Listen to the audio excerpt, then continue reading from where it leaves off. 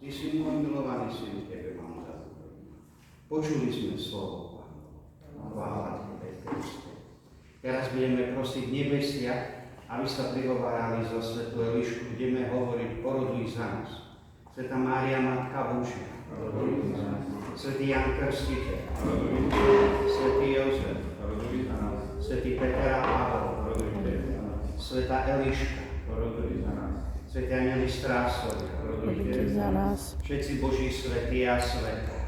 Oroduj za nás. Teraz sa pomodlím Eliškou modlitbu exorcizmu, či ju zbavím dedičného hriechu a potom ju nahneď pomažeme olejom katechúzmu. Všemohúci Pane Bože, Ty si poslal svojho jednorodeného syna, aby nám vyslal hriechu a obdaroval slavotu Božích detí. Čo najpokornejšie ťa prosíme za toto dieťa. Ty vieš, že sa to bude zvádzať, ono bude musieť zápasiť s pokušeným diablom. Silou múčenia smrtvých stania Tvojho syna vyslobodil teraz spredejšieho hriechu a potom vyzvorený milosťou Kristovo. Neprestaň opäť na ceste života skrze Krista nášho Pána. Nech ťa posunie sila Krista nášho Spasiteľa, na zdrav ťa pomážeme ho spási. Kristovi nášho Pánovi, ktorý žije a kráľuje na veky vekov. Amen. Tak teraz trošku tú urobiť, aby sme im na hruď dali olej katechúzmu. Dobre, ja tebe.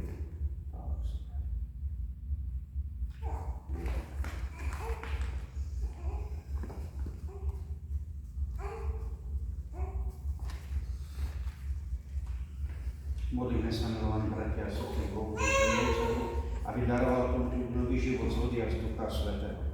Požehnáme teraz vodu, ktorou pokrstíme Elišku. Budeme spoločne hovoriť a robíme ťa Bože. Dobrotí Oče, Ty na tomto pramení dáva život Boží. Vo svojom silnejšom krvi spájaš jeden všetkých, čo sú pokrstení vodou a Duchom Svätým. Velebíme ťa, Bože. Ty vlievaš do našich srdc na svojej láske, dávaš nám slobodu a svoj pokoj. Velebíme ťa, Bože. Ty posílaš kresťanom, aby všetkým ľuďom radostne hlásali Kristovo evanjelium. Velebíme ťa, Bože. Požehnaj, Bože, túto vodu, ktorú pokrstíme Tvojhu služobnicu Elišku,